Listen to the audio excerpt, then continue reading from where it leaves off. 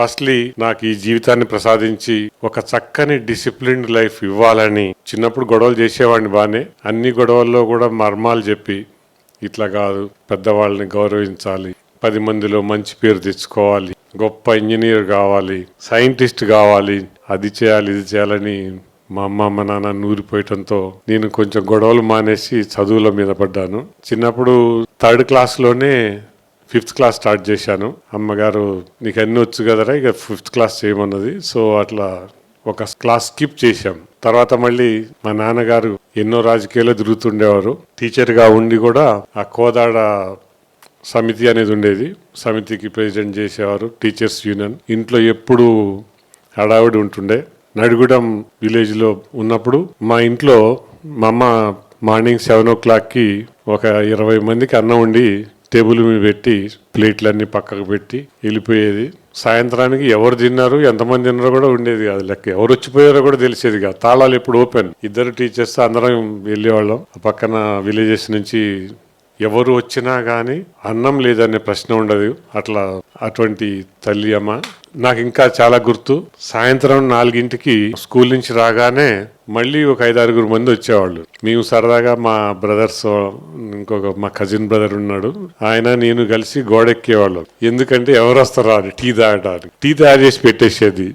So టైంకి tea తాగేటోళ్ళ సంఖ్య నాకు తెలుసు అప్పుడే, 4 to 5 మెంబర్స్ పేర్లు. ఆయన వచ్చిందా ఈయన వచ్చిందా అట్లా అనుకునేవాళ్ళు. అంటే అంత ప్రజలలో మమేకమై ఎట్లా ఉండాలో అనేది వాళ్ళ ద్వారా నాకు నేర్పించబడ్డది. అట్లాగే అందరూ వారి ఆశీర్వాదమే.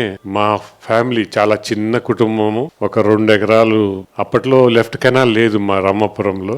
లెఫ్ట్ కెనాల్ లేకపోతే ఓన్లీ ఒకటే పంట పండేది, అది కూడా పల్లీల పంట, వేరుశనగ పంట వచ్చిందంటే ఫ్యామిలీ అక్కడే ఉండేవాళ్ళం. ఎందుకంటే పక్క పొలం వాళ్ళు కోస్తుంటారు పండిన వాటిని, అందుకని కాపలా ఉండేది. నేను 6-7 years నుంచే పొలానికి పోయేటోడిని. దగ్గరే ఉండేది, ఎక్లాస్కన్పేట అని ఒక విలేజ్ ఆ పక్కన ఉండేది. సో అన్ని పనులు నేర్చుకున్నాము. ఈవెన్ నేను మోట కూడా తోలాను. ఇంకోటి చెరువు కింద ఒక 30 ఎకరం ఉండేది. దానికి అప్పట్లో ఈ ఎలక్ట్రిసిటీ కానీ ఈవెన్ డీజిల్ మోటార్స్ కూడా లేవు.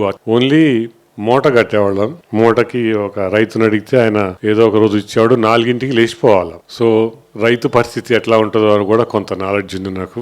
ఈవెన్ 9th 10th లో కూడా నేను పొలంలో అరక దున్నేవాడిని. ఇవన్నీ పెద్ద గొప్ప సర్టిఫికేట్స్ ఏం కాదు, but I know what is that. తర్వాత జాబ్ రావటానికి ఒక చాలా గొప్ప కారణం ఉంది, అది చెప్తే మీరు నమ్మరు. దానికి కారణం రమణ నాయక్. ఎందుకంటే నేను అప్పుడు హాస్టల్ అయిపోయింది, నాకు ఇంజనీరింగ్ అయిపోయింది, కానీ హాస్టల్లో ఆయన లీడర్. నేను అంతకుముందు మెస్ సెక్రటరీ ఉండేవాడిని. తర్వాత ఈయన మెస్ సెక్రటరీ, అన్ని యూనియన్లో ఆయనే మెంబరు, ఆయనే సెక్రటరీ. సో ఒక రూమ్ అలాట్ చేయించాడు నాకు ఉస్మానియాలో. అదొక అదృష్టం. ఉద్యోగం లేకపోయినా కూడా పోషించింది మమ్మల్ని అందరినీ. సో అట్లా దాదాపు ఆయన సాంగత్యంలో ఉన్నాను ఒక 6-7 months. ఆఖరికి మా నాన్నగారు వచ్చి బయట కూర్చొని ఉన్నాడు.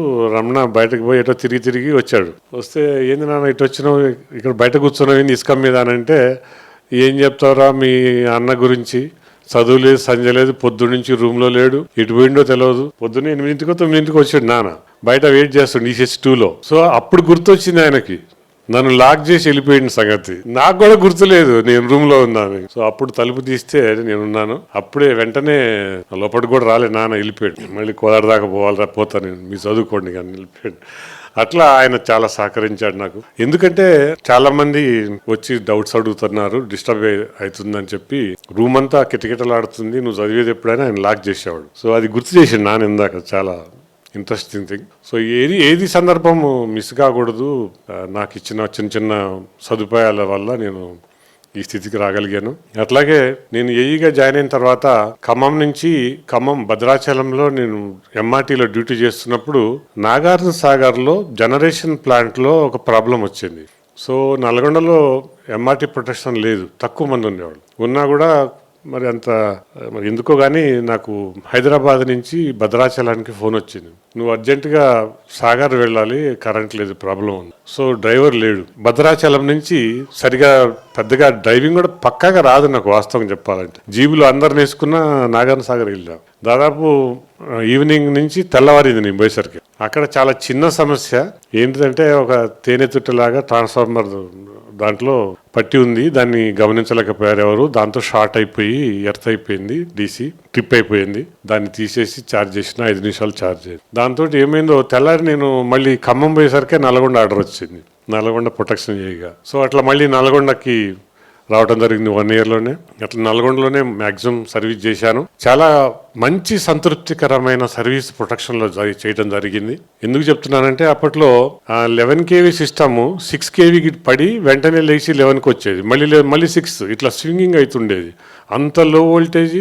ఈవెన్ మోటార్ల దగ్గరికి పోతే తుంగతుర్తి ఏరియాలో అప్పుడు పోసి మళ్ళీ వెనక్కి వచ్చేది, ఇట్లా పోస్తూ ఉండేది, వెనక్కి వస్తూ ఉండేది. అంత లో వోల్టేజ్, అంత రియాక్టివ్ పవర్ లేకుండా సిస్టమ్ అంతా ఫెయిల్యూర్ స్థాయిలో ఉండేది. అప్పుడు జిల్లాకి 63 capacitor bank, 2 MR capacitor bank, first foundation Veliminedu substation near to Hyderabad. అక్కడ ఫౌండేషన్ ఎట్లా వేయాలో కూడా తెలియదు దానికి. ఒక 2 MR కెపాసిటర్ ఎరెక్షన్ కి ఫౌండేషన్ ఇట్లా ఉంటే బాగుంటుందని, ఎందుకో పెద్ద నాలెడ్జ్ లేకపోయినా ఇట్లుంటే బాగుంటుందని ఇచ్చాను. దాని ప్రకారమే అందరికీ ఆ డిస్ట్రిక్ట్ మొత్తం అట్లా చేసాం. 63 మొత్తం రాష్ట్రం అంతా కూడా అదే ఫౌండేషన్, అదే కనెక్షన్స్ తోటి ఓకే అయిపోయింది. సో ఫస్ట్ అది చేశాను. తర్వాత బీబీ నగర్లో కూడా అనౌన్సేషన్ ప్రాబ్లమ్స్ ఎట్లా ఉంటాయి, వాటిని ఎట్లా రెక్టిఫై చేయాలో కూడా ఎర్త్ లీకేజ్ ఇండికేటర్ 33 kVలో లేదు. Even today earth leakage indication లేదు. మేము 130 kVలో తీసుకున్న ఇన్ఫర్మేషన్ బట్టి ఆ డయోడ్స్ తోటి ఒకటి తయారు చేసి 33 kVకి ఇచ్చాను. 33 kV సబ్స్టేషన్లో పెట్టడం జరిగింది. అట్లా చిన్న టెక్నిక్స్ తోటి, పెద్దగా ఏమీ నాలెడ్జ్ అంత పెద్ద రీసెర్చ్ ఏం కాదు, కానీ చిన్న టెక్నిక్స్ తోటి కొంచెం సదుపాయాలతోటి మంచిగా ఎలా ఉండొచ్చు అనేది నేర్చుకున్నాను. అది that give me lot of energy to run the power system in a smooth manner. అట్లాగే మిర్యాలగూడెంలో డిస్ట్రిబ్యూషన్ ట్రాన్స్ఫార్మర్ పేలిపోయింది, సిఎస్పి ట్రాన్స్ఫార్మర్. దాని కింద మిర్చి బండి అతను ఉండేవాడు, మా భార్య అతను ఇద్దరు బ్లాస్ట్ అవుతుంటూ చనిపోయారు. తర్వాత ఒక అతను తింటున్న అతను కూడా ఇబ్బంది అయింది. సో ఇమీడియట్ గా దానికి స్టడీ చేసి 2 kgs ప్రెషర్ దాటితే ఎట్టి పరిస్థితుల్లో ట్రాన్స్ఫార్మర్ కి ఆటోమేటిక్ ఓపెనింగ్ ఉండవలసిందే. పవర్ ట్రాన్స్ఫార్మర్ అంతకుముందు పవర్ ట్రాన్స్ఫార్మర్కి ఉండేది, సిఎస్పికి లేకుండే, టోటల్ సీల్డ్ ఉంటుండే. దానికి ప్రపోజ్ చేయడం జరిగింది. దాన్ని కూడా అప్పుడున్న రాఘవేంద్రరావు అని డైరెక్టర్ అందరికీ ఇన్ఫర్మేషన్ ఇచ్చి వాళ్ళకి ఈవెన్ సిఎస్పి ట్రాన్స్ఫార్మర్లకు కూడా వెంట్ పైప్ పెట్టడం జరిగింది. దాన్ని కూడా వెంట్ పైప్ 2 kgs దాటితే తప్పున పగిలిపోయేటట్టుగా పెట్టాం. సో అప్పటి నుంచి కొంచెం చిన్న ఇష్యూసే కానీ ఆ ఇన్నోవేటివ్గా ఆలోచించడం అలవాటైంది. ఇక ఒకటి తర్వాత ఒకటి చేస్తుంటే ఏంటంటే ఒక ఆనందం ఉంటుంది. ఆ విధంగా ట్రాన్స్ఫార్మర్స్ టీమ్స్ అని అంతకుముందు లేదు. నేను సూర్యాపేటలో ట్రాన్స్ఫార్మర్ ఇన్ఫర్మేషన్ సర్వీసెస్ దాన్ని పేరు పెట్టి ఫాక్స్ ప్రో అని ఇది ఉండేది, సాఫ్ట్వేర్ సిస్టమ్ ప్రోగ్రామ్. చాలా సింపుల్ ప్రోగ్రామ్ అది. దాంతో ఆటోమేటిక్ అకౌంటింగ్ సిస్టమ్ తయారు చేశాను. ఈవెన్ ఎక్కడ ఏ షెడ్లో ఏ ట్రాన్స్ఫార్మర్ ఉంది, ఆయిల్ ఎంత ఉంది, ఎంత కావాలని, దాన్నే సేమ్ ప్రిన్సిపల్స్ని ఇక్కడ పిలిపించి నన్ను అప్పుడున్న డైరెక్టర్ పిలిపించి దాన్ని ఇంప్లిమెంట్ చేయడానికి ట్రాన్స్కోలో కెనడా వాళ్ళు వచ్చారు, వరల్డ్ బ్యాంక్ వాళ్ళు. వాళ్ళకి ఇన్పుట్స్ చిన్న ఇన్పుట్స్ ఇవ్వటం జరిగింది. దాని తర్వాత ఇంకా కొంచెము మంచిగా హ్యాపీగా ఫీల్ అయిన సంఘటన ఏంటంటే, నేను ఎలక్ట్రిసిటీ నుంచి 22 స్టేట్స్ నుంచి సెలెక్ట్ అయిన ఎక్స్పర్ట్ కమిటీలో మెంబర్ని. అప్పుడే ఎలక్ట్రిసిటీ యాక్ట్ 2003 వస్తుంది. దానికి కొంచెం టఫ్ ఉందని చెప్తే అమెండ్మెంట్ 2006లో మేము ప్రపోజ్ చేయడం జరిగింది, కొన్ని చిన్నవి. దాంట్లో ప్రధానంగా ఎనీ ఓపెన్ యాక్సెస్కి డెడికేటెడ్ ఉండవలసిందే అని చిన్న పాయింట్ని చెప్పాను. దాన్ని కూడా అప్పుడే ఇమీడియట్గా తీసుకున్నారు వాళ్ళు అప్పుడు. సో ఇటువంటి చిన్న ఇష్యూస్ నాకు చాలా సంతృప్తికరంగా ఉన్నాయి. అట్లాగే చక్రపాణి గారితో కలిసి చాలా ఆనందకరంగా 33/11 kV మన పాండురంగమూర్తి ఎస్సీ గారు మీకు అందరికీ తెలుసు, ఆయన, నేను, చక్రపాణి గారు చాలా కష్టపడ్డాం దాని గురించి చేసి 33/11 kV మాన్యువల్ రాశాం. అది కూడా దాదాపు 7 years పబ్లిష్ అయింది మన దగ్గర. అది కూడా చాలా హ్యాపీ ఫీల్ అయినాం. దానికి మా ఇద్దరికి కూడా అవార్డు ఇవ్వటం జరిగింది. దాని తర్వాత నేను ఈ సమారియా గారు మీకు అందరికీ తెలుసు, చాలా పర్ఫెక్ట్ జెంటిల్మెన్ ఐఏఎస్ ఆఫీసర్ ఉండేవారు. ఆయన ఒకరోజు 1912లో ఏడీగా ఉన్నప్పుడు వచ్చారు. అప్పుడు చక్రపాణి గారు టోటల్ ఇన్ఛార్జ్ ఉండేది. ఆయన చాలా ఇన్నోవేటివ్గా చేస్తూ ఉండేవాళ్ళు. ఈవెన్ ఇవాళ అనుకుంటున్న మ్యాపింగ్ ఏదైతే ఉందో ఆల్రెడీ ఆయన స్టార్ట్ చేశారు. దానికి ఆద్యుడు ఆయనే. బిఎస్ఎన్ఎల్కి పోయి అందరి సర్వీసులు అయ్యి అందరి ఫోన్ నెంబర్లు పట్టుకొచ్చి దాంట్లో ఎంటర్ చేసి కంప్యూటర్లో ఫోన్ రాగానే మీది ఇదేనా ఈలేనా అని మనమే రిటర్న్ అడిగేటట్టుగా చేయగలిగిండు ఆయన. చాలా గంతగా ఉంది ఇది. ఆ టైంలో నేను ఈ 10 CBDస్కి మొత్తము ఆన్లైన్ చేయమని సమార్య గారికి చెప్పడం జరిగింది. ఎందుకంటే 45 to 1 hour పడుతుంది ఫోన్ వచ్చినాక మళ్ళీ FOCకి చెప్పడానికి. దాన్ని తగ్గియాలంటే ఇట్లా ఆన్లైన్లోనే కొడితే డైరెక్ట్గా FOCకి పోయేటట్టు చేయండి సార్, ఇట్లా బాగుంటుందని స్కెచ్ చేసి ఇవ్వడం జరిగింది. తెల్లారి నన్ను పిలిచి అప్పుడున్న మన IPS ఆఫీసర్ కృష్ణ గారు ఆయన దగ్గరికి పంపించారు. ఆయన ఐటీకి సెక్రటరీగా ఉన్నారు. ఆయన నన్ను మన శివాజీ గారు కూడా అటెండ్ అయినారు ఇంటర్వ్యూ. ఆరితో పాటు నేను కూడా ఇంటర్వ్యూ అటెండ్ అయ్యాను. దాంట్లో నన్ను సెలెక్ట్ చేసి chief information officer training IIM అహ్మదాబాద్లో పంపించడం జరిగింది. చాలా గర్వకారణం దానికి. టోటల్ ఎక్స్పెండిచర్ ఎలక్ట్రిసిటీ తరపున నేను ఒక్కడనే, ఇప్పుడు కూడా ఎవరు లేరు CIO ఫర్ ఎలక్ట్రిసిటీ. దానికి ఒక 5 లక్షలు ఆ రోజుల్లోనే ఖర్చు పెట్టింది గవర్నమెంట్ మాకు. IIM అహ్మదాబాద్లో ట్రైనింగ్ ఇవ్వడం జరిగింది. అట్లా చాలా మంచి జరిగింది నాకు ఈ ఆర్గనైజేషన్ వల్ల అని చెప్పడం కోసం మీకు చెప్పగలుగుతున్నాను. అట్లాగే నాకు ప్రమోషన్ విషయంలో కూడా ముందు కూర్చున్న అందరూ అసోసియేషన్ సెక్రటరీస్ మెంబర్స్, భాషా కావచ్చు, శ్రీధర్ గారు, శివాజీ గారు, రత్నాకర్ గారు అయితే రోజు 2 రోజులకు ఒకసారి ఆయన అడిగేది. 2 రోజులకు ఒకసారి సాయంత్రం CMD దగ్గరికి పోయేవారు. ఎట్లనే చేసి ఇవ్వాలి సార్ అంటే మోస్ట్ డిజర్వ్డ్ అని కూడా నా ముందు చెప్పడం జరిగింది రత్నాకర్ గారు. సో ఎట్ లాస్ట్ ముషర్రఫ్ గారు చాలా కన్విన్స్ అయ్యి, ఆయనకి నేను ఎట్లా పరిచయం అంటే ఫస్ట్ స్కాడాలో నా దగ్గరికే ఫస్ట్ వచ్చారు. శివాజీ గారు తీసుకొచ్చినప్పుడు ఇట్లా ఆటో రీక్లోజర్ 2 secondsలో ఆన్ అవుతుంది సార్ ఇక్కడ, ఇది ఇండియాలో ఎక్కడా లేదు, మన దగ్గరే ఉన్నది. మేము ఇట్లా దీన్ని ట్రయల్ అండ్ ఎర్రర్ మెథడాలజీలో రిలే సెట్టింగ్స్ తయారు చేసి మన VCB 11K VCB ట్రిప్ కాక ముందరనే ఆటో రీక్లోజర్ ట్రిప్ కావాలి.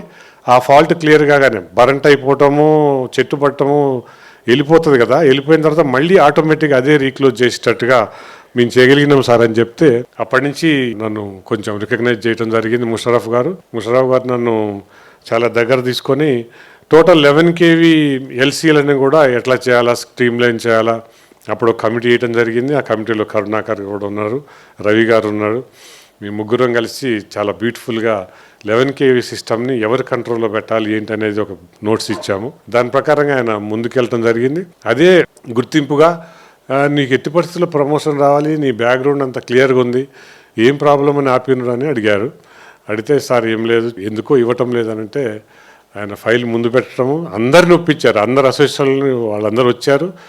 నా విషయంలో మాత్రం ఎవరు కూడా నో అని చెప్పలేదు, ఇస్తే ఓకే అన్నారు. కాబట్టి ఆయన కూడా ఇమ్మీడియట్గా ఇవ్వటం జరిగింది. దానికి ఆయన కృతజ్ఞతని, మీ అందరి అసోసియేషన్లు కూడా నేను చాలా కృతజ్ఞతని. ఎందుకంటే నేను ఫస్ట్ KTPSలో ట్రైనింగ్ తీసుకునేటప్పుడు ఒక HRD నుంచి ట్రైనింగ్కి వచ్చారు. నేను సారు ఒకటేసారి ట్రైనింగ్ తీసుకున్నాము. ఒక 3 months ట్రైనింగ్ ఫస్టే ఇచ్చారు మాకు. సో దాంట్లో మీటింగ్ చెప్పినప్పుడు ఫస్ట్ టాప్ 10 ర్యాంక్ వాళ్ళు చేతులు లేపమంటే ఒకళ్ళిద్దరమో నేను ఒకడిని ఇంకెవరో లేపారు. అయితే మీరిద్దరు ఎట్టి పరిస్థితుల్లో 2 years CEగా ఉంటారు అన్నారు. ఆ రోజు జాయిన్ అయినా 15-20 daysకే అన్నారు అన్నమాట. కానీ యాక్చువల్గా అప్పుడున్న ఎన్ని టోటల్గా 10 CE, కానీ ఇప్పుడు ఎన్ని ఉన్నాయి టోటల్ ఏపీలో చూస్తే 40 to 50 CEలు ఉన్నాయి. అయినా కూడా రాలేదు నాకు. దానికి రకరకాల రీజన్స్ ఉన్నాయి. సో దానికి వీళ్ళందరూ సహకరించడం వల్ల నాకు వచ్చింది. కాబట్టి దానికంటే ముందు మనకి ఎర్స్ట్వైల్ గవర్నమెంట్లో 3 years ఎక్స్టెండ్ చేయటం వల్ల కూడా నా అదృష్టం ఈ విధంగా CE అయినందుకు. అందరికీ పేరున అందరికీ thank you very much sir. ఈరోజు ఇంత ఘనంగా నాకు సన్మానం చేశారు, దీన్ని చిరకాలం నేను గుర్తుపెట్టుకుంటాను. పాటిల్ సార్ వచ్చారు.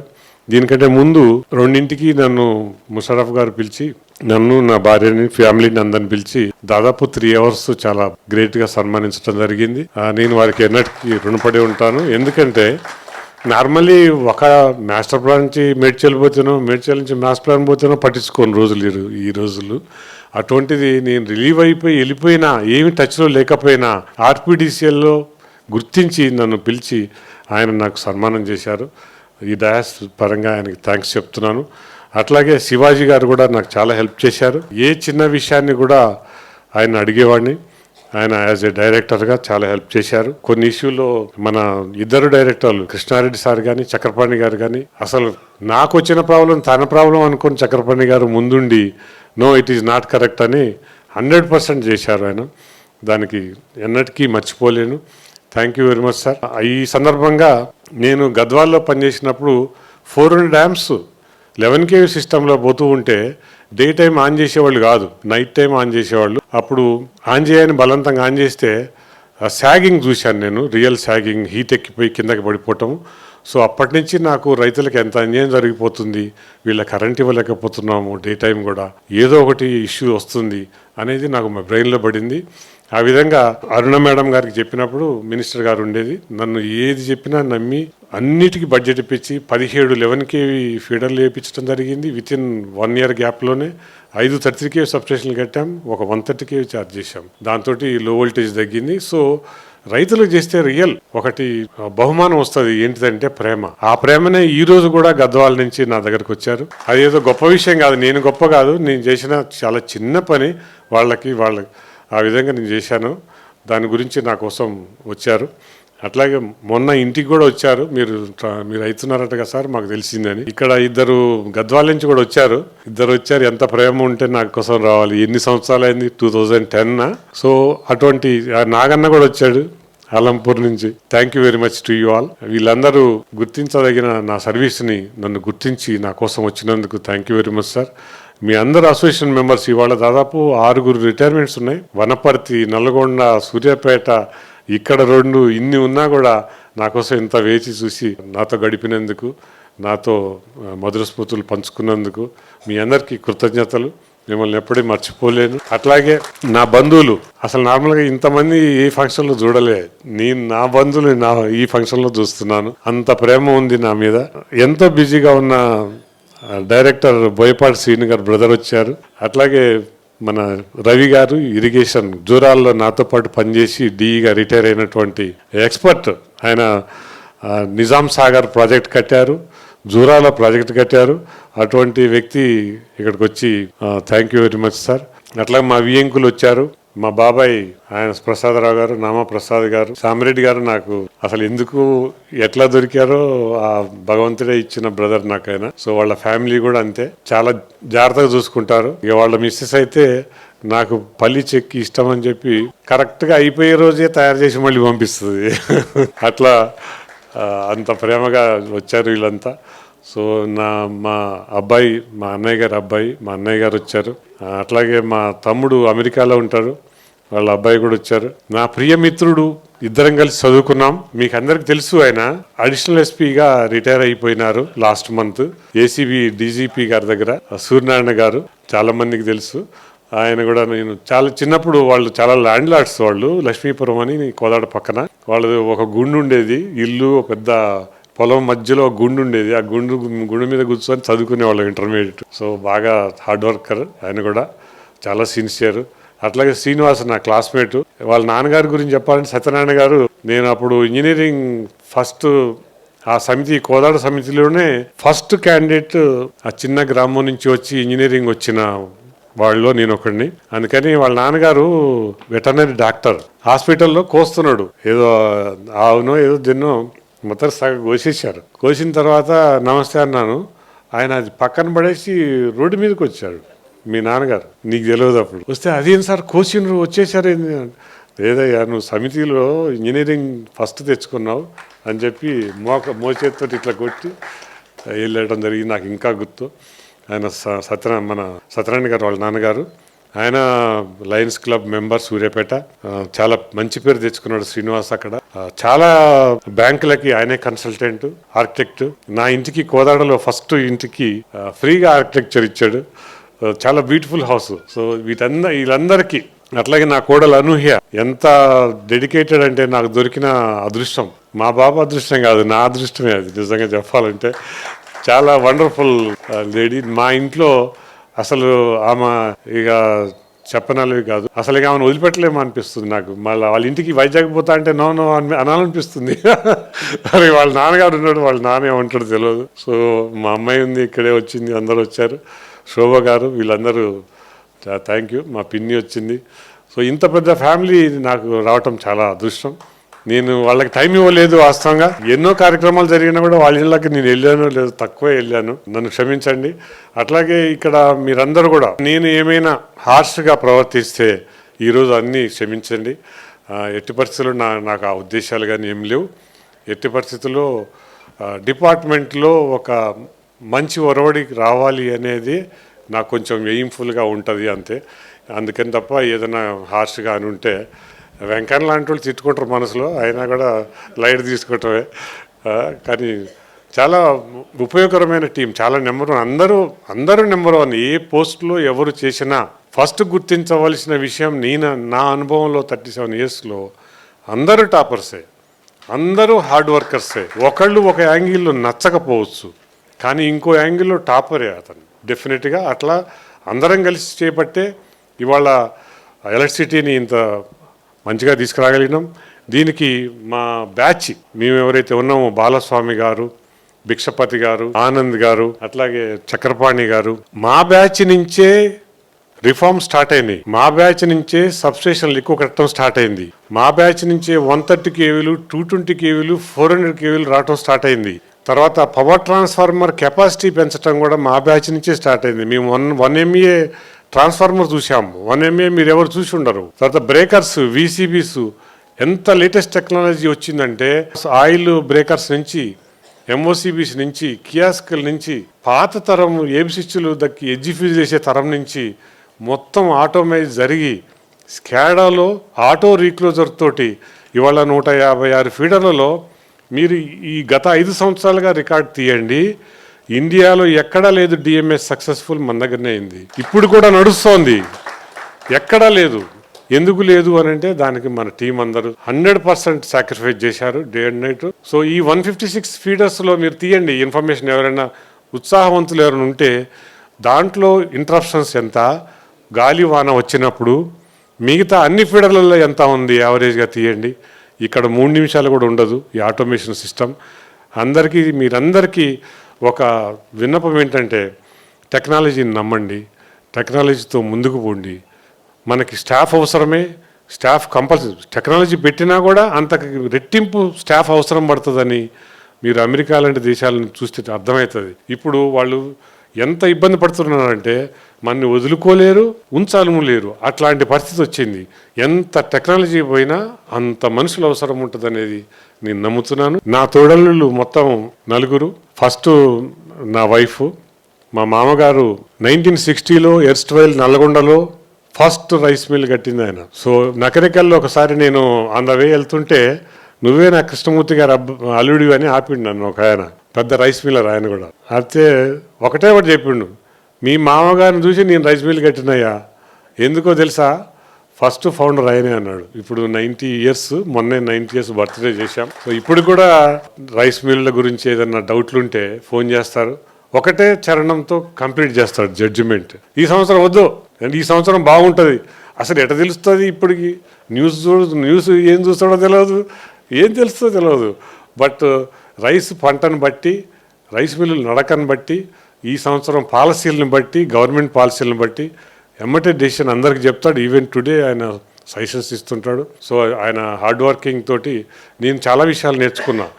నిజంగా నేను పెళ్ళైన కొత్తలో మాకు వాటా ఇచ్చాడు ఆయన, 15% రైస్ మిల్ వాటా.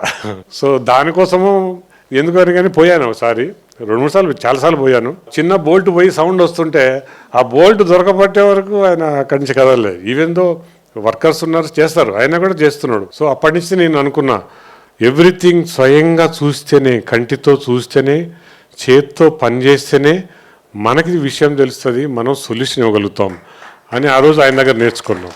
అట్లాగే నా తోడళ్ళు కూడా చాలా గొప్పవారు. నెంబర్ 2 ఆయన పెద్ద industrialist. First tiles, Radhakrishna tiles అని మీరందరూ వినుంటారు. బెంగళూరు పెంకులు అనేది ఒకప్పుడు first tiles producer in the erstwhile AP ఎవరంటే మా తోడలుడు గారి ఫ్యామిలీ. సో వాళ్ళు కూడా చాలా హ్యాపీగా ఉన్నారు. అట్లాగే థర్డ్, ఇప్పుడు మన రామ్కీ ఇన్ఫా దానికి ఓఎండ్స్ కంపెనీ అని ఒకటి ఉంది, దానికి సీఈఓగా ఉన్నారు. ఈరోజు రావాల్సింది, ఆయన నిన్ననే అర్జెంట్ పని నుండి ఢిల్లీ వెళ్ళారు. ఆ ఢిల్లీ ఒకరోజు, హైదరాబాద్ ఒకరోజు, ఇంకా ఫారిన్ ఒకరోజు అట్లా తిరుగుతూ ఉంటారు. వాళ్ళ మిస్ వచ్చింది నా మరదలు గారు. సో తర్వాత నెక్స్ట్ మా బాబాయ్ నేరేడు చెల్లాయింది, హుజూర్నగర్ పక్కన. ఆయన అక్కడ అమెరికాలో ఉంటారు ఇద్దరు. సో వాళ్ళు కూడా చాలా హ్యాపీగా ఉన్నారు అక్కడ. సో ఇది నా ఫ్యామిలీ బ్యాక్గ్రౌండ్. మేమందరం హ్యాపీగా ఉన్నాం. ఈ ఎలక్ట్రిసిటీ వల్ల నాకు వాల్యూ వచ్చింది, నాకు ఒక గుర్తింపు వచ్చింది.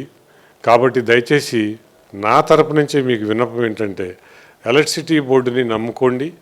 అదేవిధంగా దానికి కొంచెం సేవ, ఇంకా ఎక్కువ సేవ చేసినా తప్పు లేదని అనుకోండి. అట్లాగే రైతులకి సేవ చేసే కార్యక్రమానికి ముందుండండి. అది నా కోరికగా భావిస్తున్నాను. నా ఫ్రెండ్స్, చాలా క్లోజ్ ఫ్రెండ్స్, క్లాస్మేట్స్ వచ్చి ఉన్నారు ఇక్కడ.